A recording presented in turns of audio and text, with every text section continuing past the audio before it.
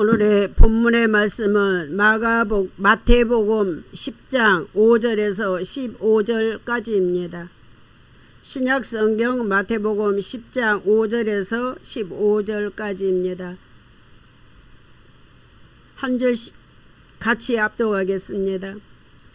마태복음 10장 5절에서 15절 시작. 예수께서 이 둘을 보내시며 명하여 이르시되 이방인의 길로도 가지 말고 사마리아인의 고을에도 들어가지 말고 오히려 이스라엘 집에 잃어버린 양에게로 가라. 가면서 전파하여 말하되 천국이 가까이 왔다 하고 병든 자를 고치며 죽은 자를 살리며 나병 환자를 깨끗하게 하며 귀신을 쫓아내되 너희가 거저받았으니 거저주라. 너희 전대에 금이나 은이나 동을 가지지 말고 여행을 위하여 배낭이나 두벌 옷이나 신이나 지팡이를 가지지 말라. 이는 일꾼이 자기의 먹을 것 받는 것이 마땅함이니라.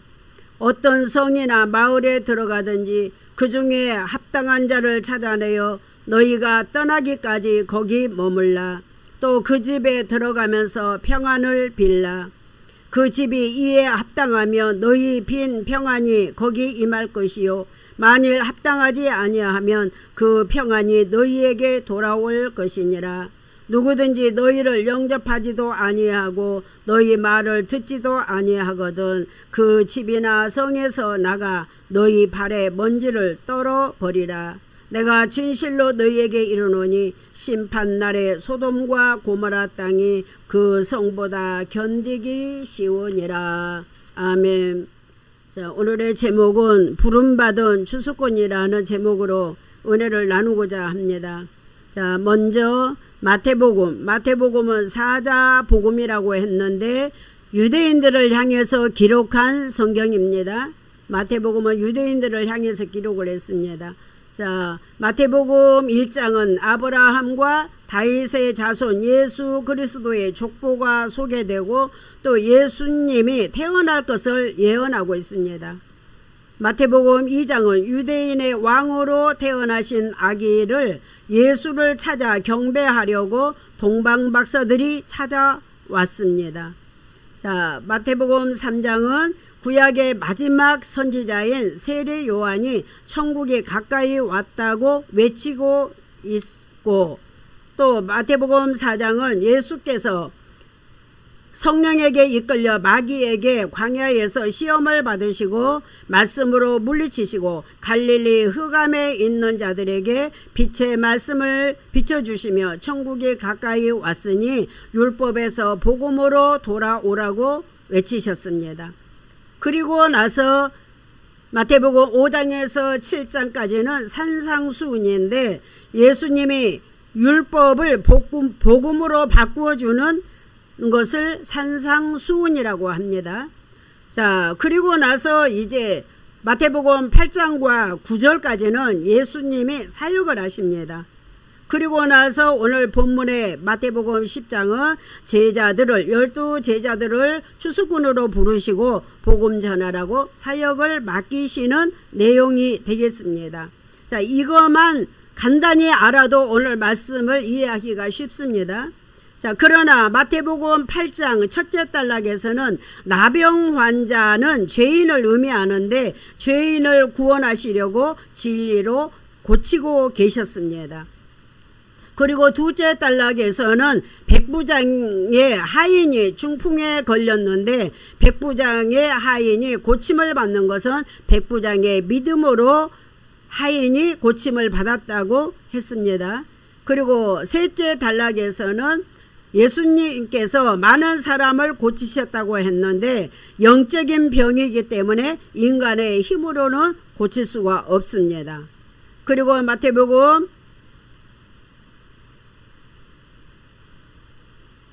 그리고 넷째 단락에서 8장 넷째 단락에서는 귀신 들린 두 사람을 고치셨다고 했습니다. 자, 귀신 들린 사람을 성경에서는 율법적인 말만 하고 있는 사람을 귀신 들렸다고 합니다. 복음의 말을 하지 못하고 율법적인 말만 하는 사람을 귀신 들렸다고 합니다.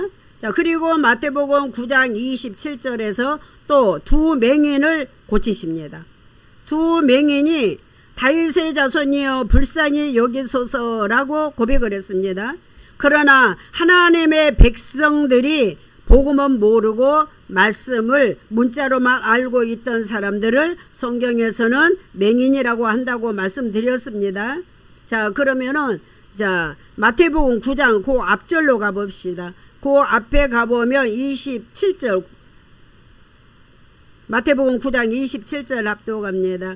예수께서 거기에서 떠나실새 두 맹인이 따라오며 소리질러 이르되 다윗의 자손이여 우리를 불쌍히 여기소서 하더니 28절 예수께서 집에 들어가심에 맹인들이 그에게 나아오거늘 예수께서 이르시되 내가 능히 이 일 할 줄을 믿느냐 대답하되 주여 그러하오이다 라고 대답을 했습니다. 자, 예수님이 맹인의 집에 왜 들어가셨을까요? 아까 마태복음 9장 27절에서 다윗의 자손이여 불쌍히 여기소서라고 했기 때문에 들어가신 겁니다. 그러면서 예수님께서 두 맹인에게 네 눈이 밝아질 것을 믿느냐라고 물어봤어요. 그랬더니 뭐라고 대답을 했어요? 예, 밝아질 것을 믿습니다라고 그러하오이다라고 대답을 했습니다. 자, 그랬더니 이제 마태복음 9장 29절과 30절 앞도갑니다. 이에 예수께서 그들의 눈을 만지시며 이르시되 너희 믿음대로 되라 하시니 그 눈들이 밝아진지라 라고 했습니다. 그 두 맹인의 눈을 만지시면서 뭐라고 말씀을 하셨어요? 너희들 믿음대로 될지어다 라고 했습니다. 그랬더니 어떻게 됐습니까? 고침을 받았습니다. 눈이 밝아졌다라고 그랬어요. 이 맹인들의 믿음으로 눈이 밝아진 것입니다. 그러면 저와 여러분들도 복음의 말씀을 볼 수 있도록 우리의 눈도 고쳐주세요라고 기도해야 할 필요가 있겠지요. 맹인들이 고침을 받은 것은 안 못 보는 사람이 본다는 것이 아니라 복음의 말씀으로 볼 수 있는 눈을 고쳐주셨다는 설명이 되겠습니다. 그리고 나서 마태복음 9장 32절에서 34절에는 말 못하는 사람을 고치는 장면이 나옵니다. 말 못하는 사람이란 봉어리를 고치는 것이 아니라 율법의 말만 전하고 복음의 말씀을 전하지 못한 자를 봉어리라고 말합니다. 이제 진리의 말씀을 전할 수 있도록 봉어리를 고쳐주십니다. 그러므로 예수님께서 마태복음 8장과 9장에서 많은 병을 고치셨습니다. 그리고 나서 예수님께서 마태복음 9장 35절에서 38절까지 무리들을 보시고 불쌍히 여기셨다라고 했습니다. 그러면 예수님께서 왜 무리들을 보시고 불쌍히 여기셨을까요? 우리가 그것을 알아봐야 되겠죠. 자, 마태복음 9장 35절 앞도갑니다.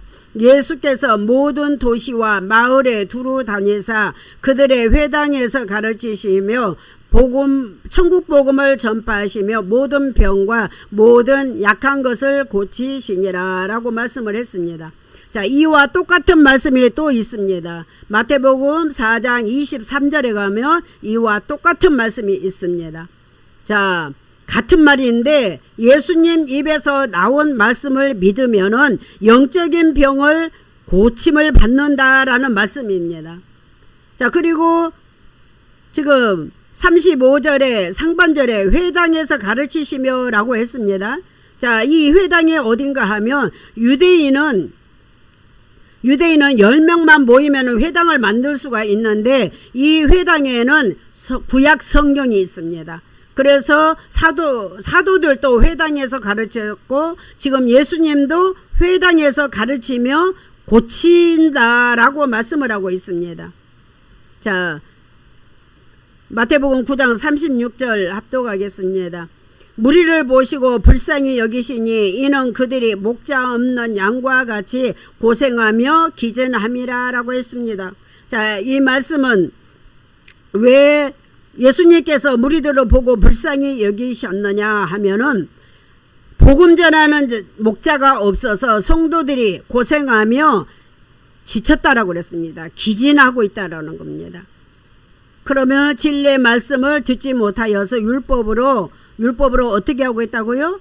고생하고 있다고, 기진하고 있다고 말씀하십니다.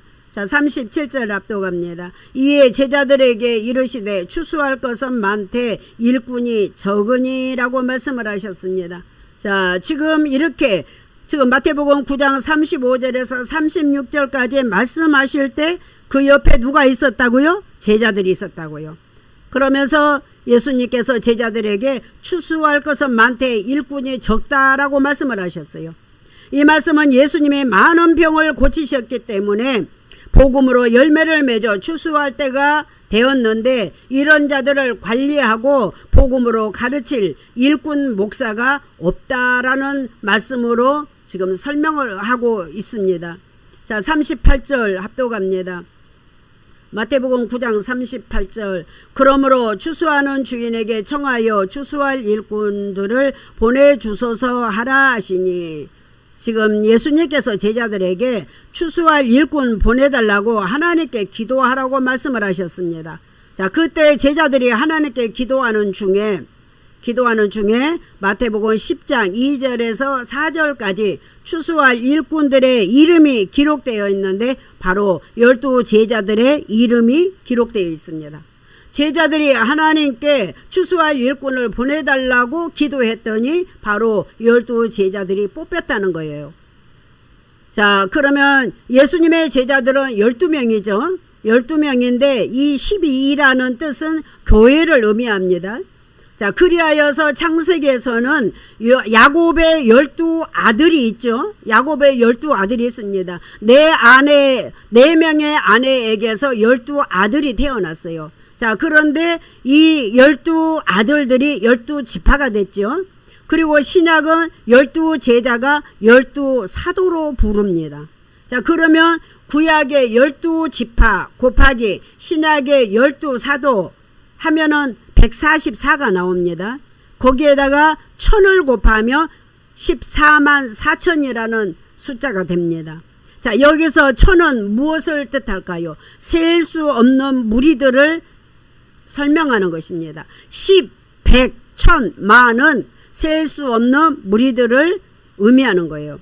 자, 복음으로 돌아올 셀 수 없는 무리들이 있다라는 거예요.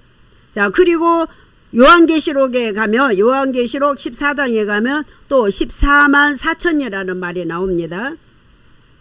자, 제가 그냥 읽겠습니다. 요한계시록 14장 1절 또 내가 보라 어린 양이 시온산에 섰고 그와 함께 14만 4천이 서 있는데 그들의 이마에는 어린 양의 이름과 그 아버지의 이름을 쓴 것이 있더라 라고 기록하고 있습니다. 자, 이 말씀은 14만 4천 명의 이마에 어린 양의 이름, 어린 양은 예수님을 의미하죠. 어린 양의 이름과 그의 아버지, 예수님의 아버지 하나님의 이름이 쓴 것이 있더라 라고 했습니다. 어디에요? 14만 4천 명의 이마에.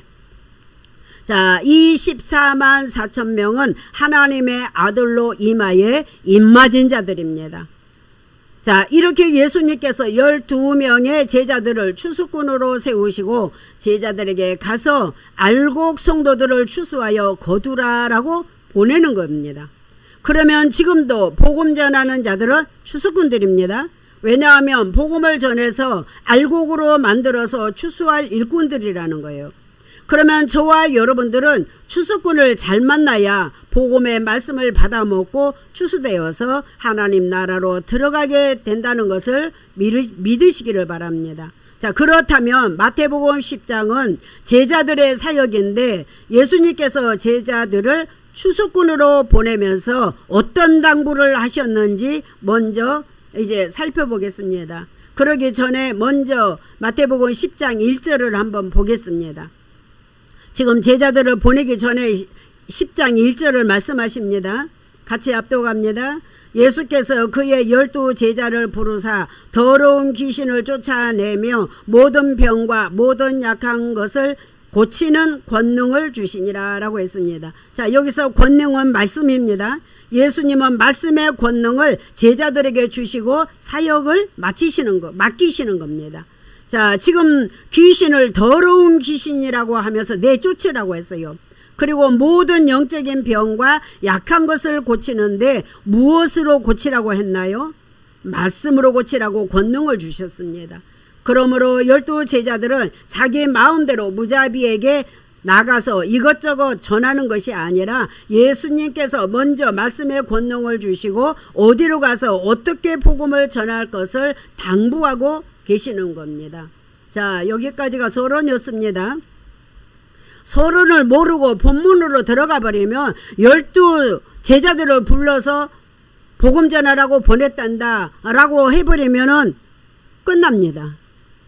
이와 마찬가지로 앞에서 무슨 말씀을 했는지 그 문맥을 알아야 오늘 본문에서 무슨 말씀인지 말씀을 이해할 수가 있고, 또 오늘 본문 말씀의 뒤에 따라오는 말씀이 어떤 말씀을 하는가를 알 수가 있습니다. 그래서 문맥을 알아야 하기 때문에 항상 제가 설교하기 전에 앞에 문맥을 먼저 말씀을 드립니다. 자, 본문 말씀 마태복음 10장 5절 합독하겠습니다. 예수께서 이 12를 보내시며 명하여 이르시되 이방인의 길로도 가지 말고 사마리아인의 고을로도 들어가지 말고 라고 했습니다.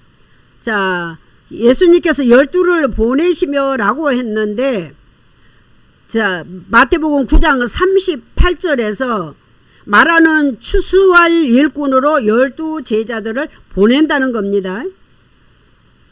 그런데 이방인의 길로도 가지 말라고 한 것은 아직은 이방인의 때가 아니기 때문에 이방인에게 가서 복음을 전하지 말라는 것이고, 사마리아인의 고을로도 가지 말라고 한 것은 이스라엘이 이방인과 결혼하여서 혼합주의가 되어 살고 있기 때문에 그곳은 사마리아입니다. 그래서 아직은 그곳에 가서 복음 전할 때가 아니라는 거예요. 그래서 이 두 군데는 가지 말고 지금은 아브라함의 후손인 이스라엘 백성들이 방황하고 있으니까 이들에게 먼저 찾아가서 복음을 전하라고 말씀하시는 겁니다. 자, 사도행전에서 베드로는 유대인들에게 복음을 전하고 사도 바울은 이방인들에게 복음을 전하는 것을 볼 수가 있습니다. 각각 사명이 다릅니다. 그리고 사도행전에서는 사도들이 머무는 곳이 복음 전하는 사역지가 됩니다. 그렇다면 우리가 머물러 있는 곳이 사역지가 되는 거죠. 자, 마태복음 4장 1절에서 11절까지는 제가 마태복음 4장하고 연결을 많이 시킬 것입니다. 그러면 오늘 본문 말씀하고 마태복음 4장하고 이렇게 표시를 해놓고 왔다 갔다 하면서 보시기를 바랍니다. 4장 마태복음 4장 1절에서 11절까지는 예수님이 사단에게 시험을 받으시고 말씀으로 물리치신 후에 예수님께서 마태복음 4장 12절에서 16절까지 흑암에 앉은 백성들에게 빛을 비춰주시며 갈릴리에서 복음 전하기를 시작을 하셨습니다. 예수님이 갈릴리에서 사역을 시작했습니다.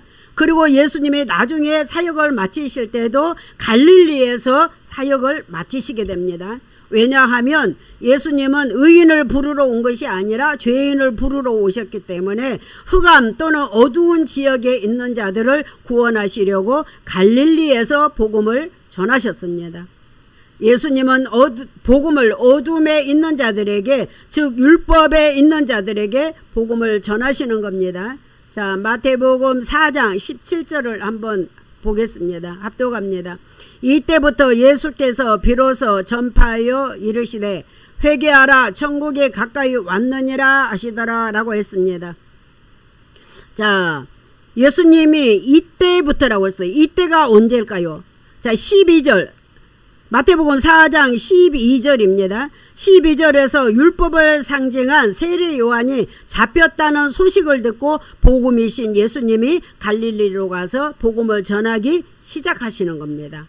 율법이 잡혔기 때문에 복음이 등장하는 겁니다. 그러면 예수님이 어떤 말씀을 전하실까요? 어떤 말씀을 전하셔요? 오늘 17절에서도 말씀하셨습니다. 회개하라 천국이 가까이 왔다라고 외치셨습니다. 회개하라는 말은 율법에서 복음으로 돌아오는 것을 회개라고 합니다. 그렇다면 저와 여러분들도 율법의 말씀에서 복음의 말씀으로 돌아오는 것이 회개입니다. 그러나 우리는 무슨 죄를 지었을 때 용서해달라고 회개를 했죠. 자, 성경에서는 그런 것을 회개라고 말하지 않습니다. 성경에서 회개는 복음으로 돌아오는 것을 회개라고 말합니다. 자, 마태복음 10장 6절 합독하겠습니다.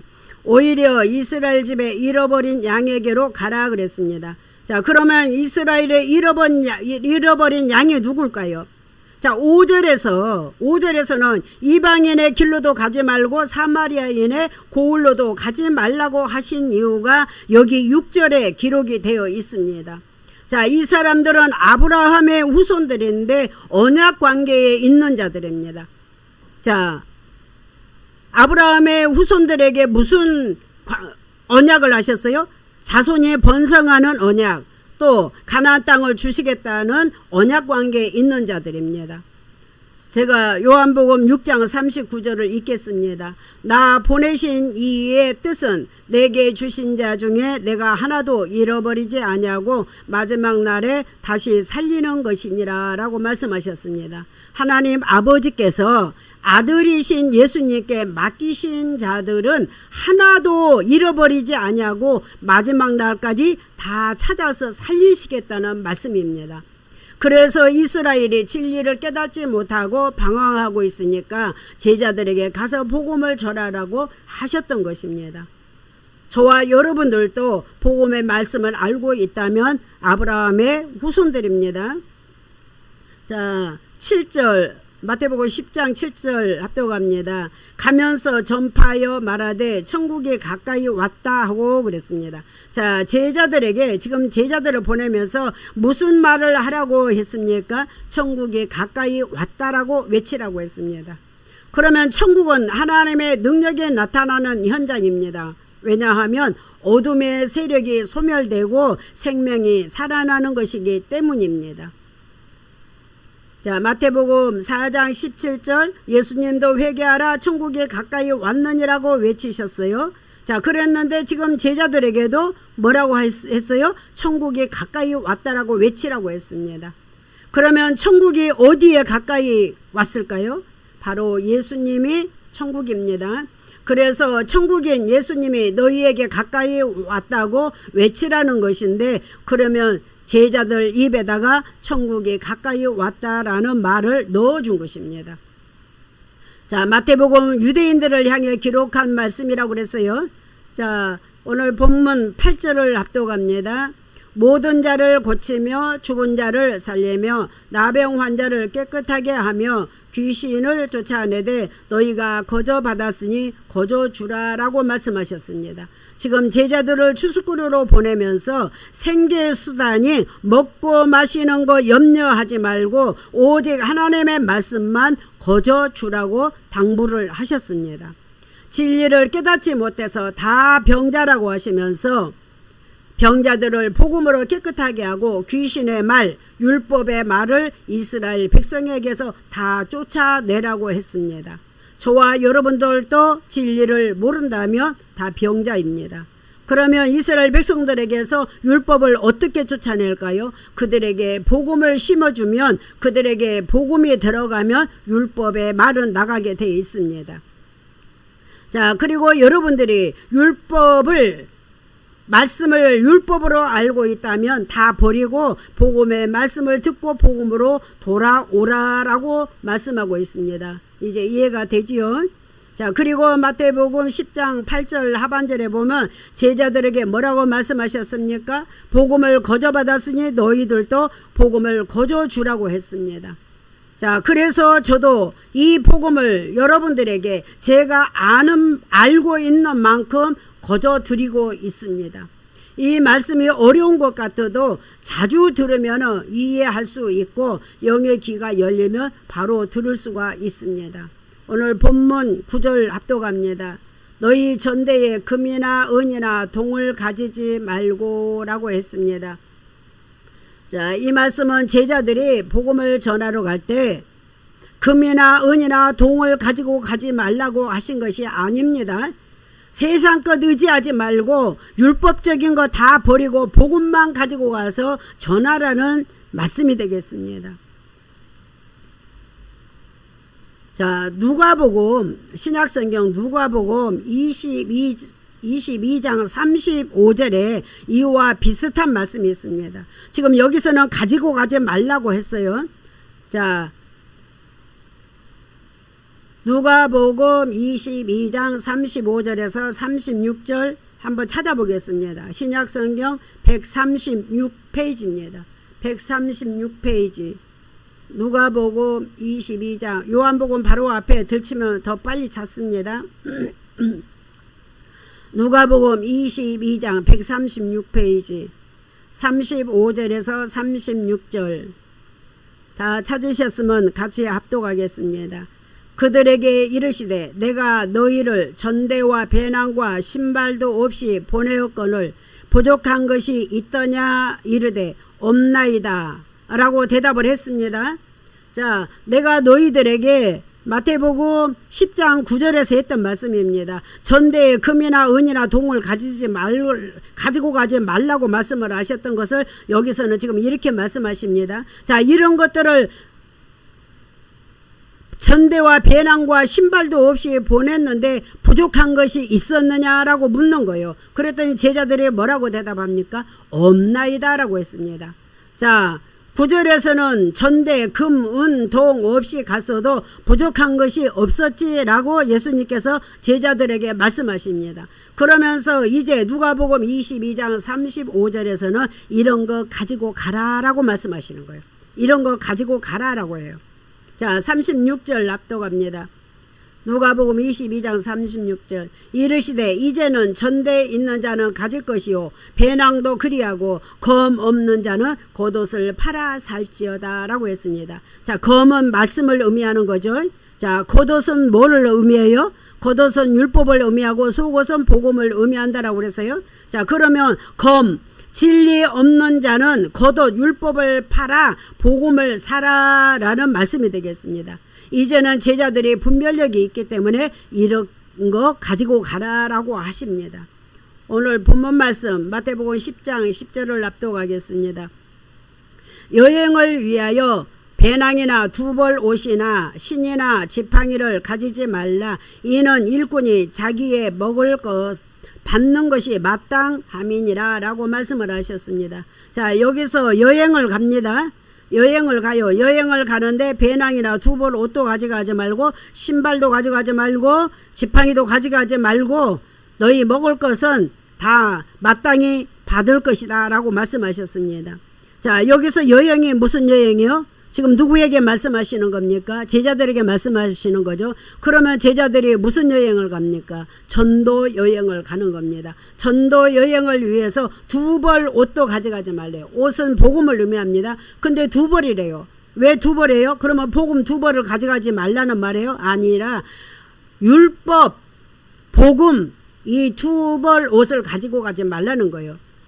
그리고 신이라고 했는데 이거는 율법의 신입니다. 율법의 신은 벗어버리라 라는 말씀이고 지팡이는 말씀을 의미하는데 율법의 말씀은 가지지 말라라고 했습니다. 그러면서 일꾼이 자기 먹을 것 받는 것이 마땅하다고 했는데 그러면 제자들이 나아가서 복음 전할 때 누가 먹여준다는 뜻이 아니라 영의 양식을 하나님께서 먹여준다는 뜻입니다. 자, 이 말씀은 복음 전하는 자의 자세를 말합니다. 세상 탐욕은 우상 숭배와 같으니 먹고 마시는 거 염려하지 말라는 말씀으로 지금 말씀을 하셨던 겁니다. 자, 이때는 제자들이 온전한 말씀이 없을 때입니다. 지금 테스트 하는 거야. 하나님의 제자들에게 복음을 잘 전할 수 있는지 테스트를 하는 겁니다. 그래서 추수꾼으로서 복음 전하여 백성들을 추수할 수 있는지를 테스트하는 것입니다. 그래서 너희 것은 다 율법이니까 너희 것 가지고 가지 말고 가서 하나님이 너희 입에다가 복음의 말씀을 넣어줄 것이니 주신 말씀만 전하라 라는 설명이 되겠습니다. 하나님께서 택함받은 지도자들을 입에다 말씀을 다 넣어주십니다.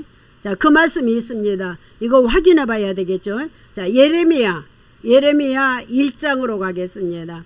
구약성경 예레미야 1050페이지입니다. 예레미야 이사야 뒤에 있죠. 예레미야 1장 1050페이지입니다. 1050페이지 다 찾으시기를 바랍니다.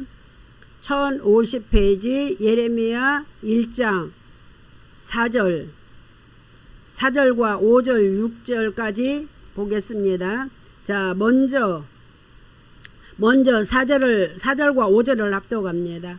여호와의 말씀이 내게 임하니라 이르시되 내가 너를 모태에 짓기 전에 너를 알았고 내가 배에서 나오기 전에 너를 성별하였고 너를 여러 나라의 선지자로 세웠노라 하시기로 라고 말씀하셨습니다. 자, 예레미야의 저자는 누구예요? 예레미야죠. 근데 여호와의 말씀이 예레미야에게 임했다는 거예요. 예레미야에게. 자, 5절에서 여호와가 너 예레미야를 모태에서 짓기 전에 너 예레미야를 알았고 너 예레미야가 배에서 나오기 전에 너 예레미야를 구별시켰고 너 예레미야를 여러 나라의 선지자로 세웠노라 라고 말씀을 하시는 겁니다. 자, 창세 전에 모태에서부터 예레미야를 구별시켰다는 거예요. 뭘로 구별시켰습니까? 선지자로 구별을 시켰습니다. 자, 6절을 합독합니다. 예레미야 1장 6절 내가 이르되 슬프도소이다. 주 여호와여 보소서 나는 아이라 말할 줄을 알지 못하나이다 하니라고 했습니다. 지금 내가 이르되 슬프도소이다 라는 말은 지금 예레미야가 하는 말입니다. 자, 예레미야가 나는 아이라서 하나님의 일을 감당하지 못하겠나이다 라고 지금 말하는 겁니다. 나는 율법의 말만 알고 있습니다 라는 의미로 말을 하고 있어요. 그러나 이렇게 말한 사람이 또 한 사람이 있습니다. 예레미야처럼 이렇게 나는 말할 줄을 모른다라고 말하는 사람이 있어요.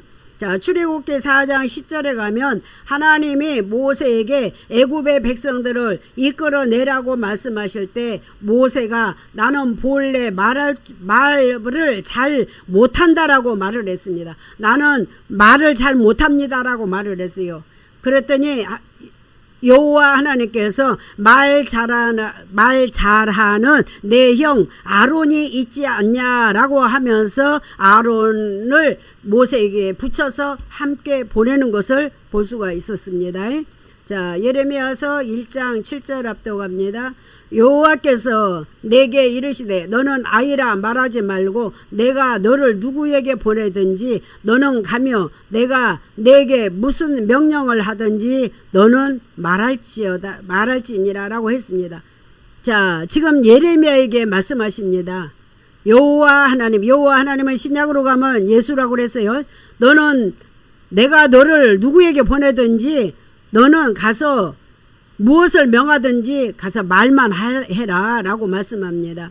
자, 이 말씀은 예레미야에게 말씀을 네 입에다 넣어줄 테니까 너는 전하기만 하면 된다는 뜻으로 지금 말씀하고 있습니다.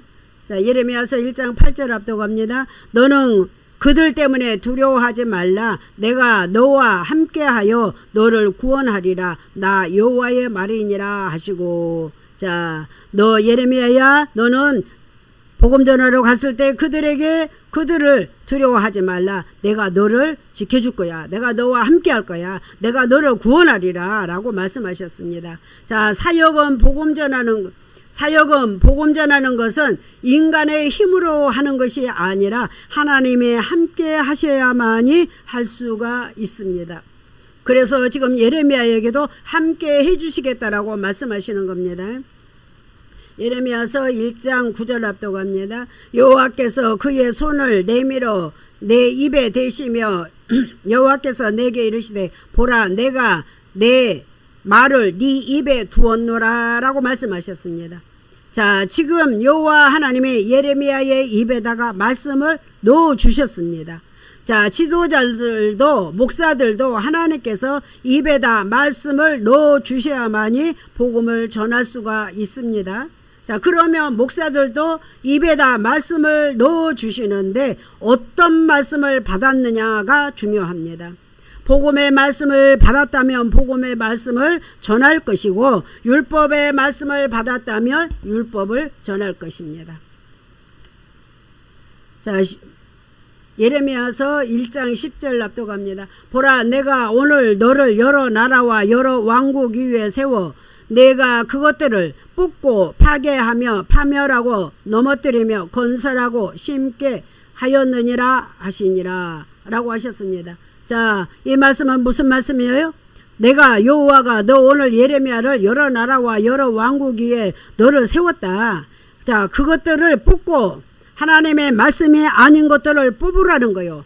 뽑고 파괴하고 파멸하고 넘어뜨리고 건설하고 심게 하라라고 말씀하셨어요. 자, 뭐를 뽑으라는 거예요? 이게 지금 예레미야의 사명입니다. 자, 율법을 뽑고 율법을 파멸하고 율법을 넘어뜨리고 복음을 전하는 사람은 말씀을 개혁하라라는 것입니다. 말씀을 전하여서 개혁하라는 사명을 주셨습니다. 그러면 지금도 복음 전하는 사람들은 말씀 개혁하는 것입니다.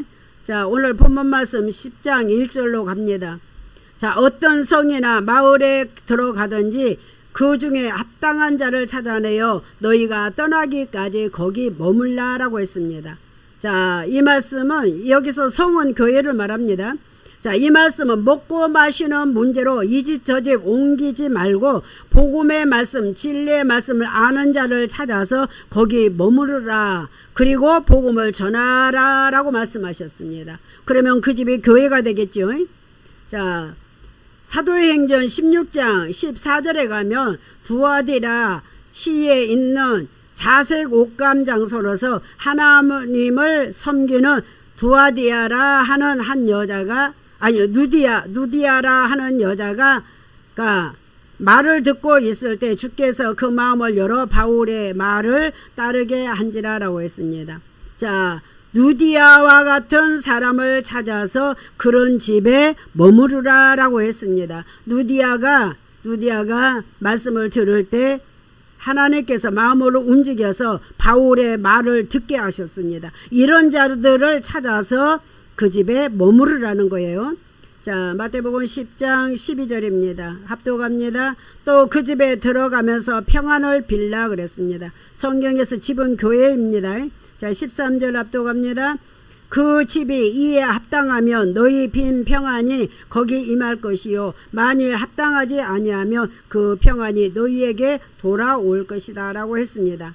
자, 그 집에 그 사람에게 평안을 빌으라 라고 했어요. 합당하면 이라는 말은 이 제자들이 가서 복음을 전할 때 복음을 받아들이면 이 말을 합당하면 이라고 표현을 했습니다. 그리고 합당하면 너희 빈 평안이 거기 교회에 임할 것이요 만일 합당하지 아니하면 말씀을 받아들이지 아니하면 그 평안이 너희에게 돌아올 것이야. 그러면 너희는 손해볼 것이 없지 라고 하는 말씀입니다. 자, 이런 집은 복음 전하는 자가 머물기에 합당하니까 복음을 전하면 받을 준비가 되어 있으니 평안을 빌라고 말씀하셨습니다. 저와 여러분들도 복음 전할 때 복음을 받아들이면 구원을 받고 복음을 받아들이지 않으면 멸망의 길로 갈 것을 암시하는 말씀입니다. 그런데 내 백성이라고 하는 너희 유대인들은 소돔과 고모라보다도 못한 자들이라고 지금 마태복음 10장 15절에서 말씀하십니다. 자, 왜냐하면은 소돔과 고모라는 원래 하나님께서 말씀의 씨를 안 주셨어요. 안 주셨기 때문에 유황불로 심판을 받았어요. 멸망의 길로 가는 거예요. 그러나 너희 이스라엘에게는 말씀의 씨를 줬는데도 방황하며 복음으로 돌아오지 않으면 심판을 받을 수밖에 없다라고 말씀하시는 겁니다. 만약 말씀의 씨를 우리에게도 주지 아니하면 우리도 소돔과 고모라와 같이 씨 없는 자로 심판을 받을 수밖에 없다는 이야기가 되겠습니다. 자, 그러면 성경에서 씨가 무엇일까요? 성경에서 씨가 무엇일까요? 신약성경 104쪽에 있는데 제가 읽겠습니다. 누가복음 8장 11절에 있습니다. 누가복음 8장 11절. 이 비유는 이러하니라 라고 했어요. 비유로 말씀하시는 거예요. 씨는 하나님의 말씀이요 라고 되어 있습니다. 씨는 하나님의 말씀이요 라고 되어 있습니다. 자, 이런 거는 성경에다 기록해 놓고 찾아볼 필요가 있습니다. 여러분들 성경에다가 기록하시기를 바랍니다. 자, 신약에서도 소돔과 고모라를 비유로 말씀하십니다. 만약 하나님이 소돔과 고모라에게 말씀의 씨를 주셨으면 그들은 벌써 회개하고 복음으로 돌아왔을 것이라 라고 말씀하시는 겁니다. 자, 오늘 본문 14절을 합독합니다. 누구든지 너희를 영접하지도 아니하고 너희 말을 듣지도 아니하거든 그 집이나 성에서 나가 너희 발에 먼지를 떨어버리라 라고 말씀하셨습니다. 자, 여기서 너희는 누구예요? 추수꾼으로 부름받은 12제자입니다. 12제자들을 영접하지도 아니하면 이라고 했어요. 그러면 12제자들을 그냥 어서 오시옵소서 하고 영접한다는 게 아니라 제자들이 전하는 복음을 영접하지 받아들이지 아니하면 이라고 하는 거예요. 말을 듣지 아니하거든 그 집에서 나가라는 거예요. 먼지를 털어버리라는 거예요. 복음의 말씀을 받아들이지 아니하면 먼지 털어버리라. 이들은 버림받은 자들이니까 실망하지 말라라는 뜻이 담겨 있습니다. 이 말씀은 복음을 받아들이지 않는 자들은 하나님과 관계가 없으니 그 집에서 나와 다른 영혼들을 찾아가서 복음을 전하라는 말씀이 되겠습니다. 자, 예수께서 12제자들에게 너희가 복음을 전하되 너희가 전한 복음을 듣지 않고 너희를 영접하지도 않으면 그들은 택함 받은 자가 아니니 실망하지 말고 복음 전하지 말고 그곳에서 나오라라는 말씀입니다. 먼지를 털어버리라는 거예요. 오늘 마지막 절 15절 합독합니다. 내가 진실로 너희에게 이르노니 심판날에 소돔과 고모라 땅이 그 성보다 견디기 쉬우니라 라고 말씀하셨습니다. 이 말씀은 제자들이 전하는 복음을 거부하는 자들의 형벌은 소돔과 고모라보다 크다고 말씀을 하십니다. 만약 소돔과 고모라에게 복음을 주었다라면 너희 이스라엘보다도 벌써 복음으로 돌아와 구원받았을 것이라 라는 뜻입니다. 이것이 회개입니다. 자, 지금 그리고 나서 이제 제자들에게 오늘 본문 말씀이 끝났어요. 자, 그러면은 이제 어떤 말씀으로 이어지는가 보겠습니다. 마태복음 10장 16절에서 23절까지는 제자들이 복음 전할 때 핍박이 있을 것이나 제자들에게 핍박이 있을 것이나 이 동네에서 저 동네로 피하여 복음을 전하면서 끝까지 견디는 자는 구원을 받을 것이다 라고 하셨습니다. 예수님 오실 때까지 끝까지 견디는 자는 구원을 받는다라고 말씀하셨습니다. 그렇다면 제자들이 성도들의 영혼을 추수하기가 얼마나 어려운가를 보여주는 겁니다. 그래서 먼 훗날 이 제자들은 다 순교를 당했습니다. 그렇다면 지금 이 시대에 복음 전하는 자들도 이와 같이 핍박이 있을 거라는 것입니다. 그러나 두려워하지 말고 끝까지 견디는 자는 구원을 받는다라고 말씀하셨습니다. 이제 결론의 말씀은 재림 때 마지막 때 심판날에 이스라엘보다 소돔과 고모라 백성들이 견디기 쉽다는 말은 언약 백성인 이스라엘에게 심판의 강도가 더 세다라는 말씀을 지금 이렇게 하고 있는 것입니다. 자, 저와 여러분들도 이제 복음의 말씀을 들었기 때문에 복음을 거부하면 마지막 때 심판의 강도가 세다는 것입니다. 자, 누가복음 15장을 한번 예를 들어보겠습니다. 누가복음 15장에 탕자가 나옵니다. 두 아들이 있습니다. 아버지에게 똑같이 복음의 씨를 받았어요. 아버지의 재산을 받았어요. 아버지는 하나님입니다. 하나님에게 똑같이 두 아들들이 다 복음의 씨를 받았습니다. 그러나 작은 아들 탕자는 아버지로부터 복음의 씨를 받고 복음을 전하러 갔다가 율법적인 사람들과 사귀면서 오히려 복음을 다 잃어버렸어요. 다 잃어버린 뒤에 이제 깨닫고 아버지께로 돌아오는 탕자는 복음을 의미합니다. 그러나 맏아들도 복음의 씨를 받았으나 복음을 전하러 가지도 않고 아버지 밑에 있다가 돌아온 동생을 위해 잔치하는 것을 보고 시기 질투하고 원망하는 맏아들은 율법을 의미합니다. 자, 그렇다면 여러분들은 두 아들들 중에 누가 잘했다라고 보십니까? 잘못된 것을 깨닫고 복음으로 돌아온 자가 하나님의 아들들입니다. 아들이란 복음의 씨를 가진 자를 성경에서는 아들이라고 말하고 복음의 씨가 없는 자를 여자라고 말합니다. 남자라도 복음의 씨가 없으면 여자라고 표현합니다. 그렇다면 지금 저와 여러분들이 율법의 말씀에서 복음의 말씀으로 돌아온다면 먼 훗날 여러분들을 위해서 하나님께서 잔치를 벌여주실 것입니다. 그 잔치가 바로 천국잔치입니다. 이제 말씀을 맺겠습니다. 세계적으로 기독교가 무너지는 이때에 저와 여러분들은 복음의 말씀으로 돌아와 구원을 받으시기를 주님의 이름으로 축원드립니다. 아멘.